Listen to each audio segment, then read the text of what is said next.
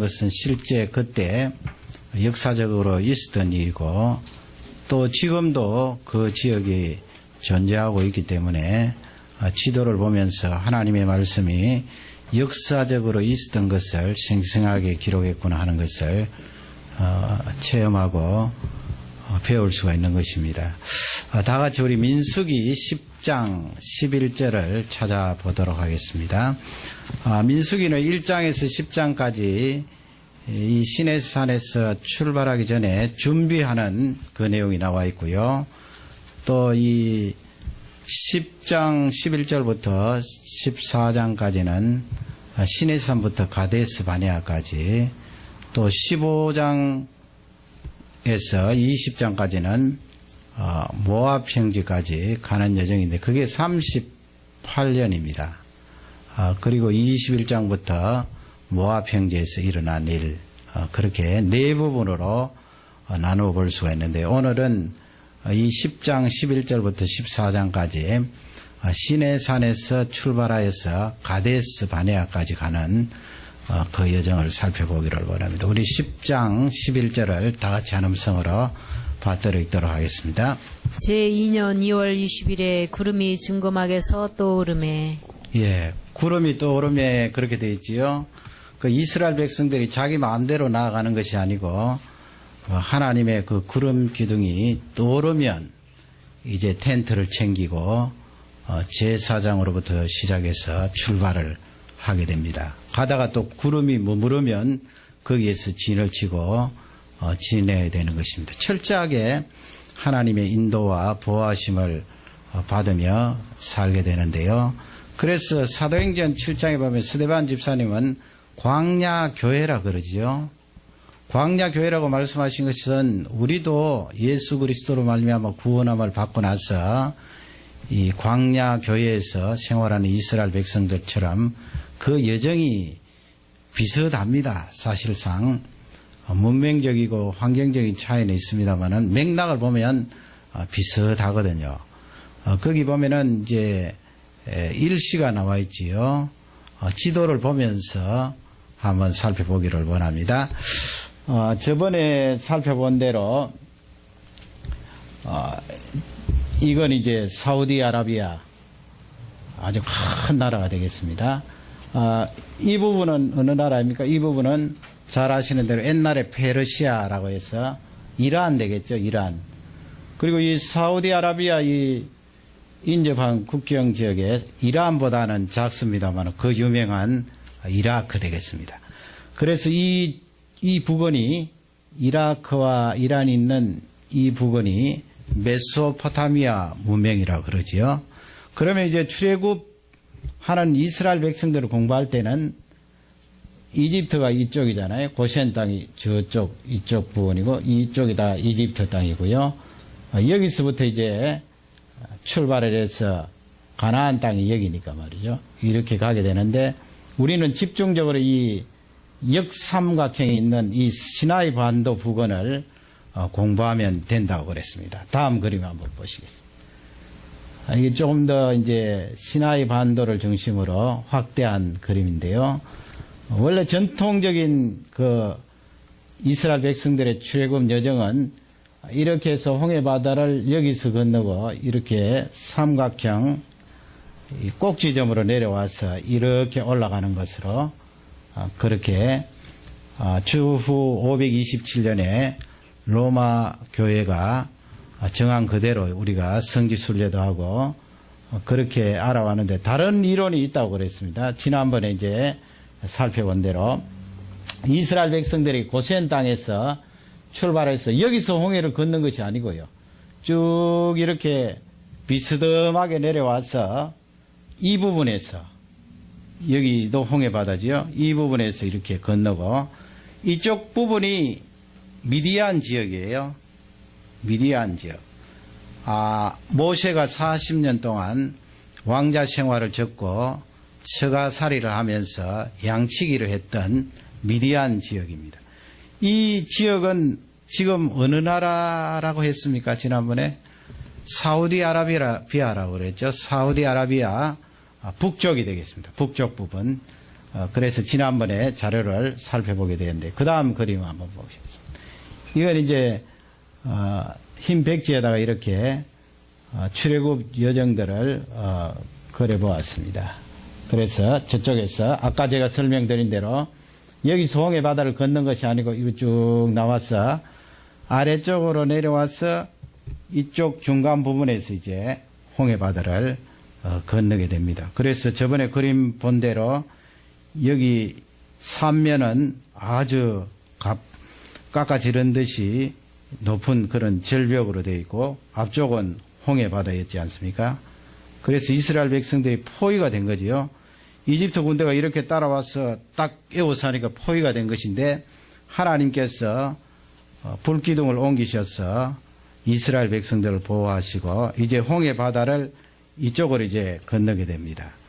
건너서 이제 마라를 만나게 되고 또 엘림 만나게 되고 저번에 엘림 12셈 그림을 보았습니다.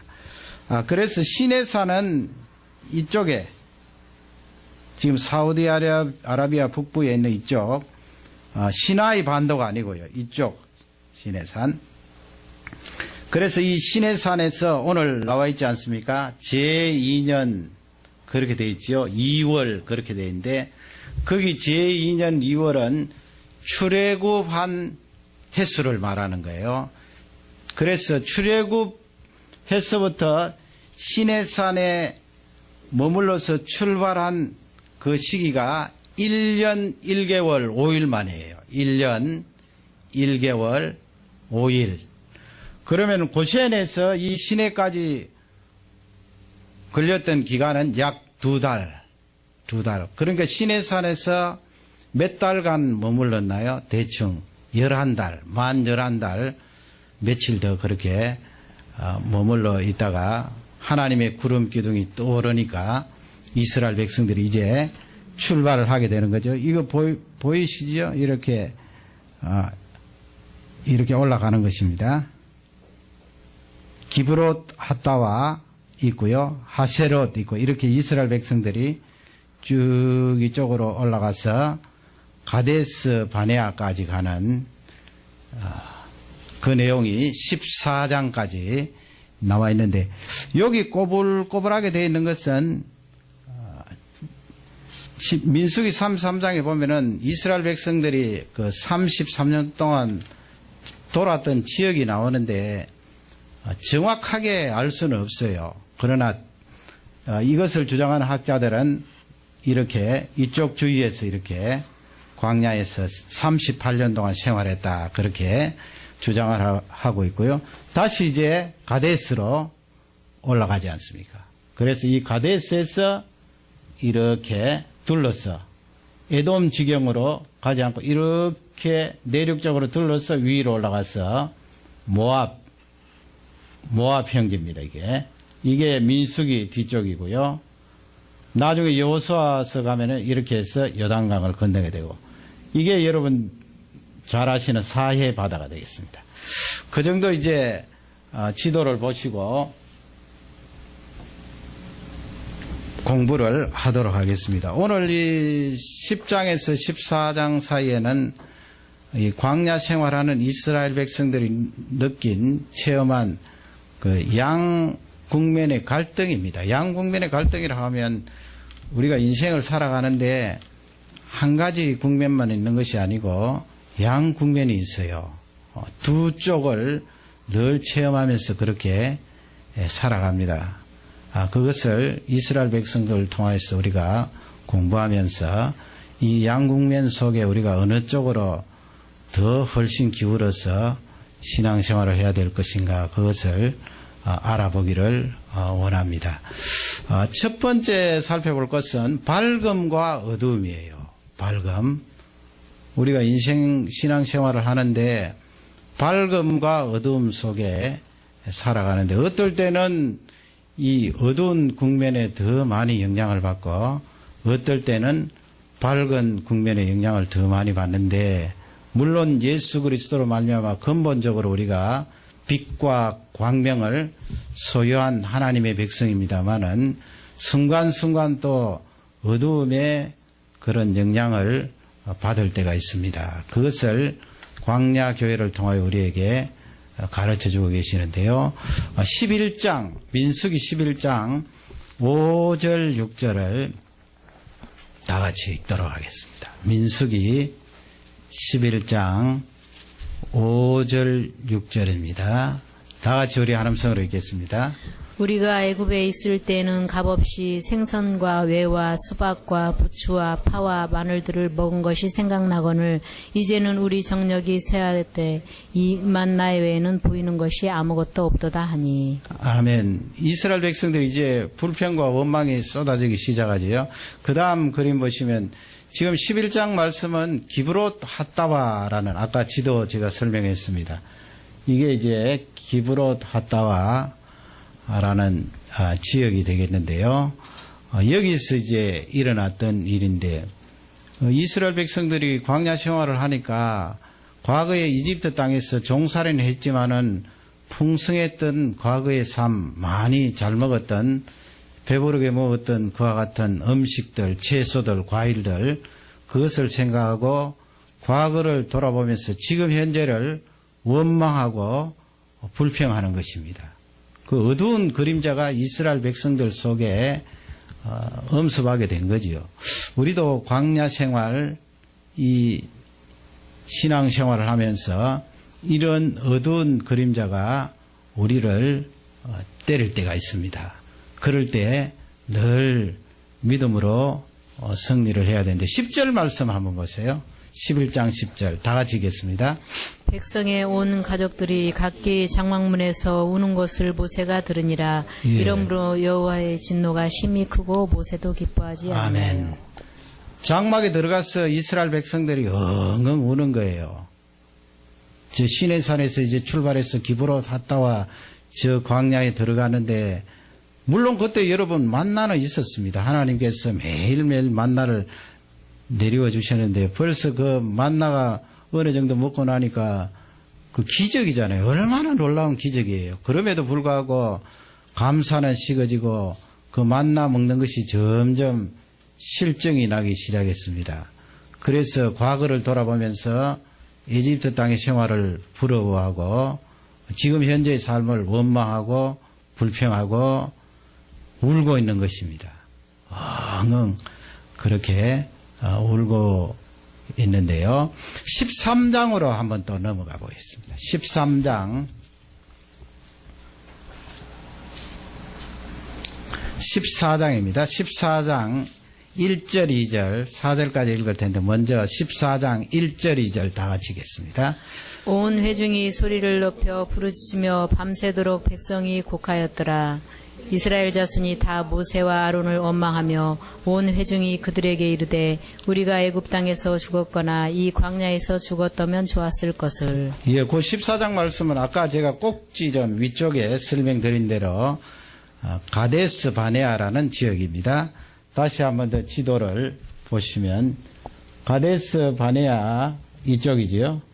가데스 바네아 이쪽 지역인데 이 아래쪽이 이 바란 광야예요. 바란 광야. 바란 광야 그림을 한번 보시겠습니다. 다음번에 그것도 봐. 예, 여기에 바란 광야 또 하나 더 있습니다. 바란 광야입니다. 저렇게 사람이 살기란 힘든 곳이죠.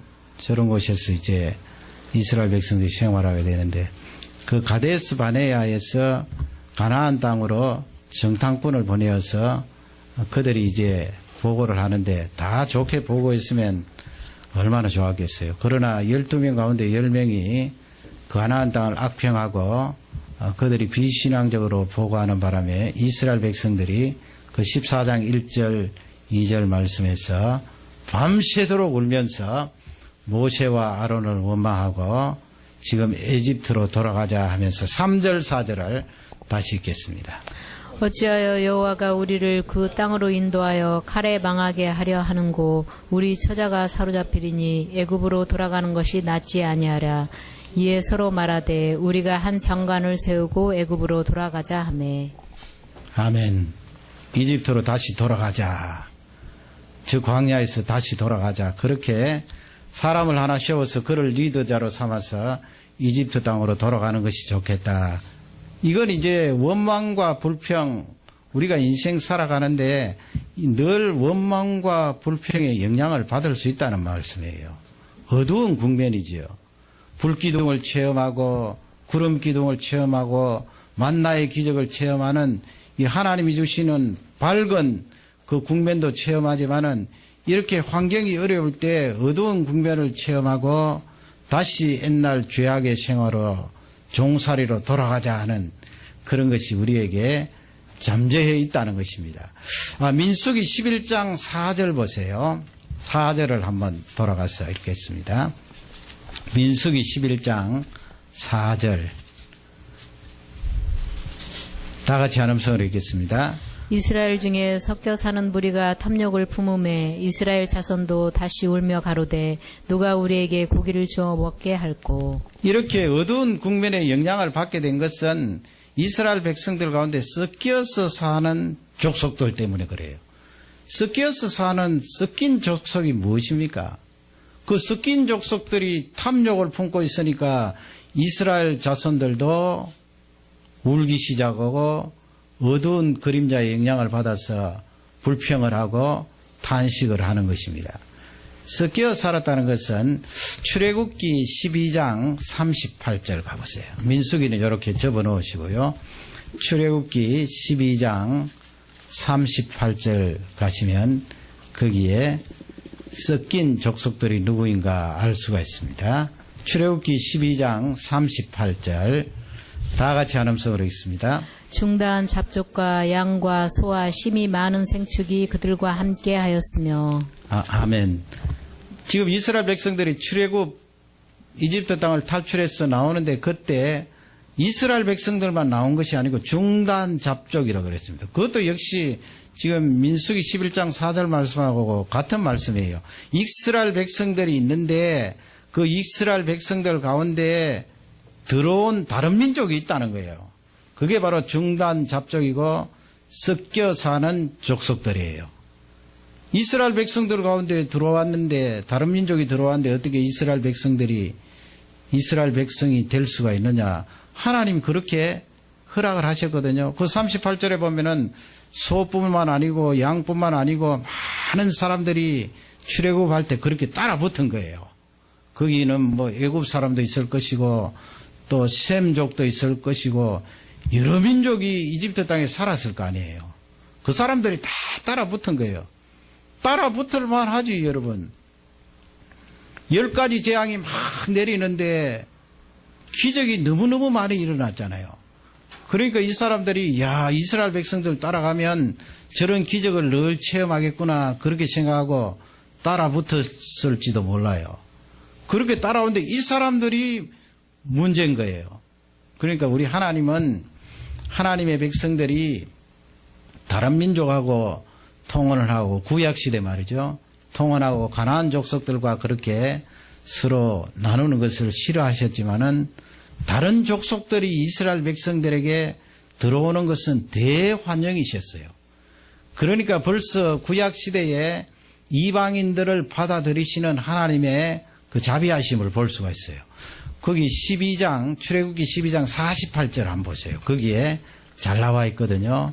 6월절에 다른 민족들이 참여를 하려면 이렇게 하면 된다. 그렇게 말씀을 주셨어요. 48절 다 같이 읽겠습니다.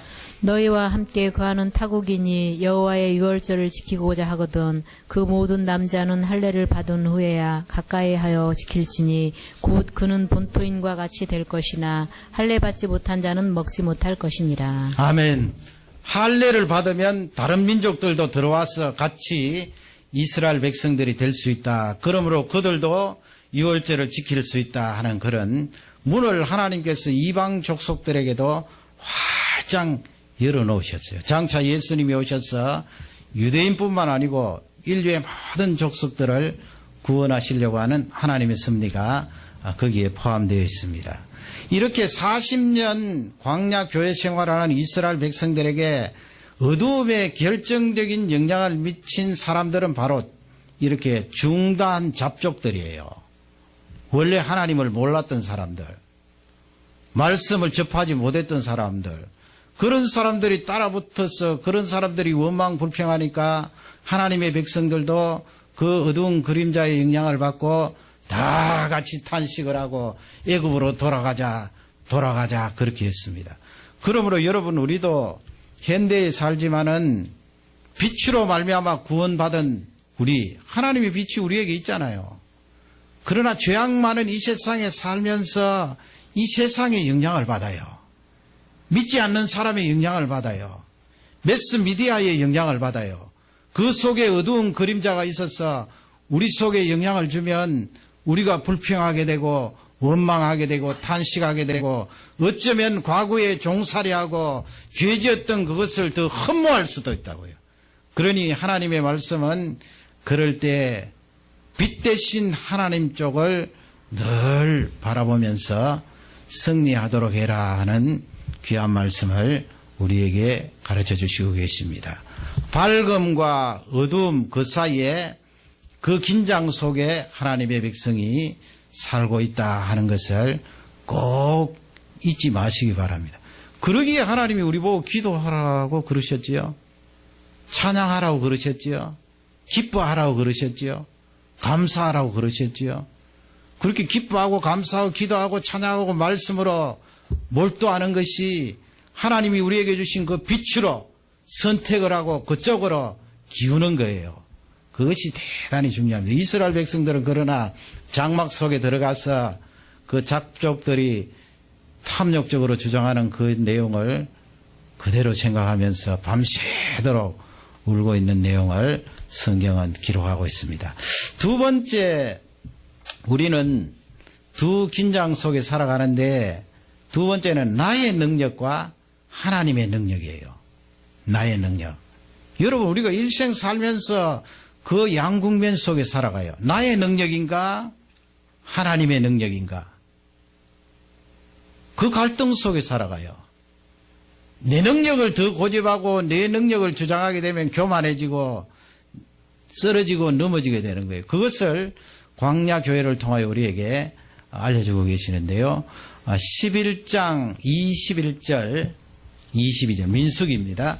민수기 11장 21절 22절을 다 같이 찾겠습니다. 그 말씀은 모세가 이제 하나님 앞에 기도하는 내용이죠. 고백하는 내용인데 하나님께서 그 이스라엘 백성들이 고기가 먹고 싶다 하면서 하나님 앞에 원망 불평하니까 하나님께서 그러면 너희들에게 고기 냄새가 나도 한 달 동안 배불리 먹도록 주겠다 하니까 모세가 하나님의 그 말씀을 듣고 하나님 앞에 말씀드리는 거예요. 21절 22절을 다 같이 읽겠습니다. 모세가 가로되 나와 함께 있는 이 백성의 보행자가 60만 명이 온데 주의 말씀이 1개월간 고기를 주어 먹게 하겠다 하시오니 그들을 위하여 양떼와 소떼를 잡은들 조카오며 바다의 모든 고기를 모은들 조카오리이까. 아멘. 한 달 아닙니까? 한 달. 그런데 지금 보병 걸어 다닐 수 있는 사람, 걸어서 전쟁할 수 있는 사람이 60만이나 그랬잖아요. 그러니까 거기에다가 중단 잡족도 달라붙었고 250만으로 보면 되는데 하나님 아버지 이 250만 명을 먹이려면 그것도 한 달 동안 배불리 먹이려면 우리가 가지고 있는 양이나 소나 가축들 다 잡고 바다에 있는 고기까지 다 합한들 족하겠습니까? 그렇게 하나님 앞에 말씀드리는 거예요. 이런 거 보면요, 그 모세가 얼마나 하나님의 능력을 크게 체험했습니까? 홍해 바다 건넜지요. 에집트의 10가지 재앙 다 체험했지요. 그 놀라운 능력을 체험했음에도 불구하고 하나님께서 한 달 동안 배불리 먹게 하겠다 말씀하니까 거기에 대해서 하나님의 능력을 받아들이지 못한 거예요, 사실은. 그렇게 능력을 체험해놓고 말이죠. 우리가 가지고 있는 양과 소 다 잡은들 하나님 배불리 이들을 먹일 수 있겠습니까? 저 바다에 있는 고기 다 잡은들 먹일 수가 있겠습니까? 그렇게 지금 모세가 이야기하는 거예요. 31절, 32절, 11장 우리 다 같이 읽겠습니다. 31절 먼저 읽겠습니다. 바람이 여호와께로서 나와 바다에서부터 메추라기를 몰아 진 곁 이편 저편 곧 진 사방으로 각기 하룻길 되는 지면 이 2규빗쯤에 내리게 한지라. 아멘. 메추라기 그림 한번 보겠습니다. 메추라기가 저렇게 생겼거든요. 메추라기. 지금 거기 31절 보면은 2규빗이라 그랬으니까 약 1m예요. 1m. 그리고 하루길이라 그랬잖아요. 하루길. 대개 학자들이 하루길 하면은 한 30km에서 40km. 그러니까 아마 밴쿠버에서 한 이 서리 끝까지, 어쩌면 랭리까지 그렇게 되지 않겠어요? 양사방으로. 32km. 250마리 살았으니까 그 정도 될 거 아니에요. 거기다가 두께가 얼마라고요? 땅에서부터 약 1m 정도 쫙 깔렸다고 생각해 보세요, 여러분. 메추라기를요. 이 메추라기 요리해 놓은 거 한번 보시겠어요? 맛있게 생겼지요. 닭고기보다 더 맛있게 보입니다. 하나님께서 이 고기 먹고 싶어하는 이스라엘 백성들에게 아주 맛있는 새를 보내주셨겠지요. 그래서 32절을 한번 읽어보세요. 32절 다 같이 읽겠습니다. 백성이 일어나 종일 종야와 그 이튿날 종일토록 메추라기를 모으니 적게 모은 자도 10호멜이라 그들이 자기를 위하여 진 사면에 퍼두었더라. 아멘. 거기 호멜 단위를 보면은 적게 모은 자도 10호멜이라고 그러는데 그게 한 2200리터예요. 2200리터. 우리 우유병 큰 거 4리터 약간 안 되잖아요. 원갤론이지. 그런 병이 몇 개예요? 550개 모아놓은 정도. 그러니까 하루 종일 걷어들이는데 1m로 그냥 쫙 깔린 거예요. 1m 두께로. 양사방 32km, 40km. 1m로 깔려 있으니까 백성들이 나가서 하루 종일 거두어들이고 그 다음날까지 거두어들이고 그리고 10호멜이 되었지요. 그 아마 저 새가 우유 한 통 정도 되지 않을까요? 부피가? 그렇게 따지면 한 500마리, 400에서 500마리. 한 사람, 적게 거둔 사람이 그 정도 거두었다는 거예요. 그러니까 그 하반절에 보면 그것을 표현하더라. 이 말씀은 더운 일기니까 그것을 포를 떠서 잡아서 말린다는 거죠. 바짝 말리면 나중에 그걸 다시 요리해서 먹을 수 있잖아요. 그렇게 해서 한 달 동안 먹은 거예요. 얼마나 여러분 놀랍습니까? 얼마나 놀라요. 하나님의 능력이에요. 하나님께서 이쪽 사우디아라비아에 있는 그쪽 남쪽에서 북쪽으로 약간 서쪽으로 치우쳐서 바람을 싹 일으키셔서 그 메추라기 떼를 몰아넣으신 거예요. 이스라엘 백성들 진영 안으로. 얼마나 놀라워요. 하나님의 능력입니다. 모세는 자기 능력을 염두에 두었는지도 몰라요. 자기 능력. 그래서 우리는 나의 능력과 하나님의 능력, 이 둘 사이에 신앙생활을 해요. 어떨 때는 나의 능력으로 하면 될 것 같은데 어려움과 난간에 부딪히면 푹석 주저앉아 버리고, 또 내가 무엇을 잘하는 것처럼 느껴지고 판단되니까 하나님의 능력은 무시해버려요. 또 어떨 때는 내가 못하기 때문에 하나님의 능력도 임하지 않으리라 생각해요. 내가 못하기 때문에 하나님의 능력도 기적이 나타나지 않으리라 판단을 한다는 말씀입니다. 성경 말씀은 사람의 능력과 하나님의 능력을 틀림없이 구별하라는 말씀입니다. 이 지구를 만드시고 우주를 만드신 하나님께서 250만 명 먹여 살리는 것이 뭐가 그래 큰일이겠습니까? 그분은 평범하게 늘 하실 수 있는 일이에요. 하나님의 능력이에요. 민수기 13장 31절을 우리 다 같이 읽도록 하겠습니다. 13장 31절은 10사람이 이제 그 가나안 땅을 악평하여서 불신앙적으로 하나님의 능력을 제한하면서 그 땅을 평가하는 내용이 나와 있습니다. 31절을 다 같이 읽겠습니다. 그와 함께 올라갔던 사람들은 가로되 우리는 능히 올라가서 그 백성을 치지 못하리라. 그들은 우리보다 강하니라 하고. 우리는 능히 치지 못하리라. 그 백성들은 우리보다 강하다. 그렇게 말. 32절을 다 같이 읽겠습니다. 이스라엘 자손 앞에서 그 탐지한 땅을 악평하여 가로되 우리가 두루 다니며 탐지한 땅은 그 거민을 삼키는 땅이요 거기서 본 모든 백성은 신장이 장대한 자들이며. 그러니 우리가 그 땅에 들어가면 우리는 죽는다는 말씀이에요. 삼키운다. 그 땅이 우리를 덥석 삼켜버릴 것이다. 말씀인데 제일 마지막 절을 다 같이 읽겠습니다. 거기서 또 네피림 후손 아낙자손 대장부들을 보았나니 우리는 스스로 보기에도 메뚜기 같으니 그들의 보기에도 그와 같았을 것이니라. 아멘. 가나안 족속들이 7족속이나 거기에 살고 있었는데 그 가운데 아낙자손이라는 사람들이 있는데 그 사람들은 이 신체 키라든지 모든 골격 구조가 대단히 컸어요. 한번 그림을 보시기 바랍니다. 이게 바로 그 지도가 가데스 바네아 그림이에요.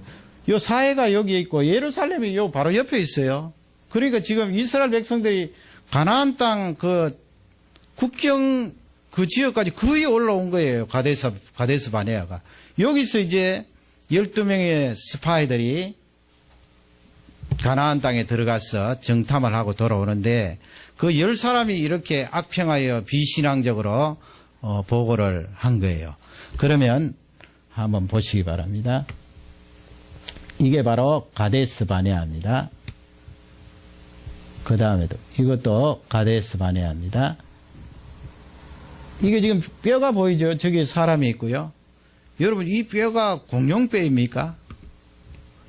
나중에 발견된 건데 이거 보세요. 지금 엄청 크지요?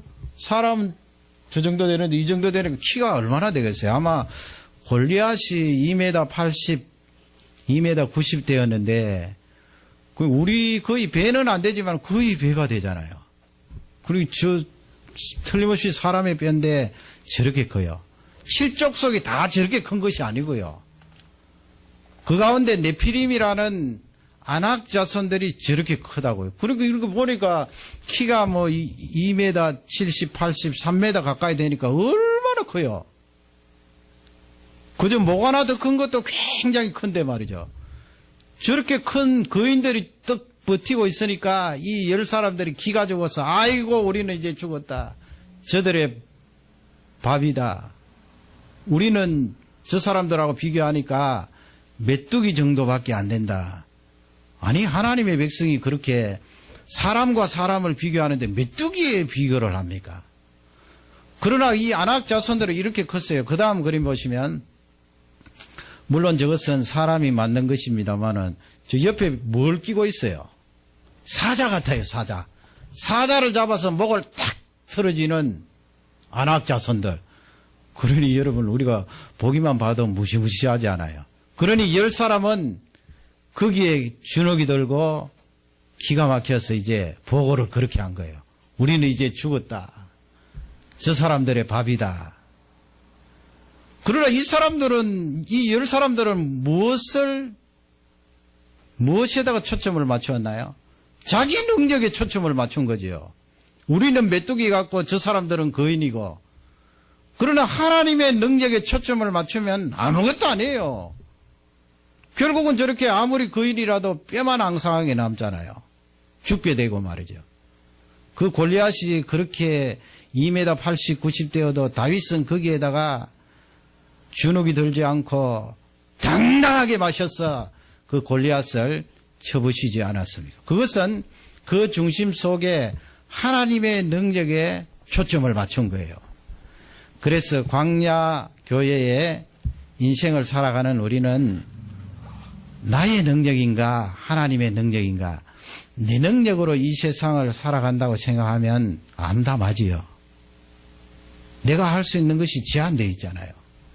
그러나 하나님의 능력은 무한하세요. 내가 할 수 없는 그 많은 일들도 하나님은 다 하실 수 있답니다. 그것을 광야교회에 살아가는 우리에게 교훈으로 주신 귀한 말씀입니다. 하나님 아버지 그러기에 하나님 앞에 제가 머리를 숙입니다. 기도를 올립니다. 기도한다는 것은 그 크신 하나님의 능력에 접하는 거 아니에요. 그분의 능력을 내가 받는 것 아니에요. 그러면 무엇을 겁낼 거 있고 무엇을 두려워합니까? 하나님의 능력과 나의 능력을 놓고 나의 능력으로 쏠리지 말고 하나님의 능력을 늘 사모하며 체험하는 능력에 우리 모두가 되기를 주님의 이름으로 축복합니다. 마지막 세 번째로 이제 우리가 살펴볼 것은 하나님의 말씀과 현실이에요. 이스라엘 백성들도 그렇고요. 우리도 마찬가지예요. 하나님의 말씀과 현실이에요. 다시 출애굽기로 한번 가보겠습니다. 출애굽기 13장 그 내용이 무엇인가 하면 이스라엘 백성들이 출애굽할 때 무엇을 가지고 나오는가 하면 요셉의 해골을 가지고 나와요. 요셉의 해골을요.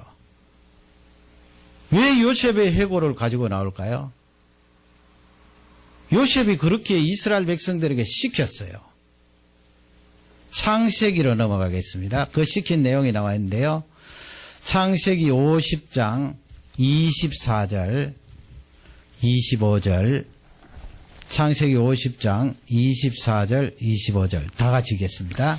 요셉이 그 형제에게 이르되 나는 죽으나 하나님이 너희를 권고하시고 너희를 이 땅에서 인도하여 내사 아브라함과 이삭과 야곱에게 맹세하신 땅에 이르게 하시리라 하고 요셉이 또 이스라엘 자손에게 맹세시켜 이르기를 하나님이 정녕 너희를 권고하시리니 너희는 여기서 내 해골을 메고 올라가겠다 하라 하였더라. 아멘. 해골을 메고 올라가라 그러지요. 너희들이 하나님께서 지금 요셉이 말하는 이 장소는 어디예요? 이집트 땅이에요. 요셉이 죽으면서 이집트 땅에 있는 너희들을 하나님께서 인도하여서 아브라함과 이삭과 야곱에게 약속하셨던 그 가나안 땅으로 인도할 것이다. 그때 나의 해골을 메고 가나안 땅으로 가라 해서 지금 장소는 틀렸습니다마는 이스라엘 백성들이 출애굽할 때 그 바쁘잖아요. 얼마나 바빠요. 다급한 그 시간에 요셉의 해골을 가지고 출애굽을 하는 거예요. 요셉의 해골을 가지고 출애굽했다는 이 말씀은 하나님의 말씀을 기억하고 하나님의 말씀을 염두에 두고 출애굽한다는 말씀이죠. 이 말씀은 하나님의 말씀과 현실 속에 살아가는 우리에게 주시는 귀한 말씀이에요. 이스라엘 백성들이 출애굽하는 것은 근거 없이 그냥 하는 것이 아니고요. 하나님께서 벌써 수백 년 전부터 아브라함에게 약속하시고 이삭에게 말씀하시고 야곱에게 말씀하시고 요셉에게 말씀하시고 대를 이어서 말씀하셨던 그 말씀대로 성취가 되어지는 거예요. 하나님의 말씀. 그 말씀대로 400년 후에 이스라엘 백성들이 가나안 땅으로 지금 가고 있는 거예요. 그 다음에 이제 민수기로 가보겠습니다. 민수기 14장 6절부터 9절까지인데요. 민수기 14장 6절에 보면은 6절 7절에 보면은 거기에 여분네의 아들 갈렙이 나오고 눈의 아들 여호수아가 나오지요. 그 두 사람은 가나안 땅에 같이 정탐하러 갔다가 하나님 앞에 신앙적으로 보고한 사람이에요. 여호수아와 갈렙입니다. 6절 7절을 다 같이 읽겠습니다. 그 땅을 탐지한 자 중 눈의 아들 여호수아와 여분네 아들 갈렙이 그 옷을 찢고 이스라엘 자손의 온 호중에게 일러 가로되 우리가 두루 다니며 탐지한 땅은 심히 아름다운 땅이라. 심히 아름다운 땅이라 고백하지요. 그 다음에 8절 9절 다 같이 읽겠습니다. 여호와께서 우리를 기뻐하시면 우리를 그 땅으로 인도하여 들이시고 그 땅을 우리에게 주시리라. 이는 과연 젖과 꿀이 흐르는 땅이니라. 오직 여호와를 거역하지 말라. 또 그 땅 백성을 두려워하지 말라. 그들은 우리 밥이라. 그들의 보호자는 그들에게서 떠났고 여호와는 우리와 함께 하시느니라. 그들을 두려워 말라 하냐. 아멘. 여호수아 갈렙의 신앙적인 고백이지요. 그 사람들이 말한 것은 하나님의 말씀을 근거로 말한 거예요. 그러나 나머지 10사람은 하나님 말씀의 근거로 말한 것이 아니고 현실을 본 거예요. 현실. 저 큰 사람들, 저 견고한 성읍들, 그래서 이 사람들이 포도송이를 메고 오잖아요. 정탐하고 나서 그림 한번 보시겠어요. 요게 가데스 바네아고요. 저렇게 포도송이를 메고 그들이 나왔어요. 얼마나 포도 농사가 잘 되었으면. 지금도 그 그림 보시면, 이건 뭐 그렇게 큰 다음 그림 보시면 포도가 큰 포도는 아닙니다만은, 지금도 이렇게 이 덩쿨이 말이죠. 포도나무가 이렇게 땅에 거의 붙어서 있는 그런 포도나무가 있대요. 거기서 열리는 포도송이는 굉장히 크대요. 엄청나게 크대요. 그리고 저 지역은 더운 지역이기 때문에 과일이 잘 되고 또 그렇게 포도송이가 클 수 있습니다. 그래서 이 여호수아와 갈렙이 하나님께서 기뻐하시면 반드시 이 땅을 주신다. 하나님을 거역하지 마라. 그 땅은 젖과 꿀이 흐르는 땅이다. 그 땅은 아름다운 땅이다. 이 사람들이 그렇게 고백하게 된 것은 하나님 말씀을 근거로 고백을 하는 거예요. 우리가 광야 교회 생활을 하면은 늘 현실과 하나님 말씀 사이에 갈등이 있습니다. 하나님 말씀 듣고 하나님 말씀 읽고 하나님 말씀 배울 때는 내가 힘이 용기 백배하여서 능력으로 살아갈 것 같지만은 현실에 들어가면 얼마나 현실이 차가워요. 또 싸늘하게 내 마음이 식어지고 믿음은 온데간데 없고 그 덩치 큰 사람들 보면 겁이 나고 두려워지고 하나님께서 약속을 하셨는데요. 주겠다고 약속을 하셨는데요. 그럼에도 불구하고 현실이 너무나 크게 보이고 하나님의 말씀은 온데간데가 없어진 거예요. 그러니 이 10사람이 그 땅을 악평하여서 온 이스라엘 백성들이 그 말을 듣고 밤새도록 통곡을 하고 우리 가운데에 장관 하나를 세워서 다시 이집트 땅으로 돌아가자. 그러니 하나님께서 그 말씀을 들으시고 38년 동안 광야 생활을 하게 하셨던 거예요. 그리고 그때 당시에 20세 이상 되는 어른들은 광야에서 다 죽었어요. 20세 이하나 광야에서 태어난 사람만 가나안 땅에 들어가도록 하셨어요. 그러나 여호수아와 갈렙은 가나안 땅에 들어갈 수 있도록 하나님께서 그들에게 복을 주신 것입니다. 아론도 죽고 모세도 죽고 다 죽었어요. 여호수아 갈렙만 가나안 땅에 들어가도록 하셨어요. 왜 그렇게 하셨습니까? 그들은 하나님의 말씀과 현실, 그 긴장 속에서 하나님의 말씀을 붙들고 나아갔던 사람이에요. 여러분, 우리가 이렇게 문명이 발달되고 점점 살기가 좋아지는데 왜 이렇게 정신적으로 피폐해집니까? 자살이 많아지고 우울증이 많아지고 정신 환자들이 얼마나 많아져요. 점점 더 피폐해져요. 하나님의 말씀을 붙들어야 돼요. 하나님 말씀 붙들면 나의 차가운 현실도 작게 버리고 하나님 말씀 붙들면 그 속에 약속이 있기 때문에 믿음으로 승리할 수 있게 되고 하나님 말씀 붙들면 아무리 덩치 큰 이 세상을 접한다 해도 여호수아 갈렙처럼 그렇게 보고할 수 있는 거예요. 하나님이 우리와 함께 하시면 저 땅을 우리에게 주실 것이다. 우리가 이 세상을 정복하리라. 담대히 나아갈 수 있으리라. 승리할 수 있으리라. 오늘 이 양국면의 긴장에 대해서 광야교회를 통하여 살펴보았습니다. 우리가 신앙생활하면서 늘 이 양국면이 나에게 일어날 때 하나님 쪽으로 빛 쪽을 선택하시고 말씀 쪽을 선택하시고 하나님 쪽을 선택하셔서 하나님이 우리에게 주시는 그 모든 은혜들을 마음껏 체험하시기를 주님의 이름으로 축원합니다. 우리 다 같이 기도하시겠습니다.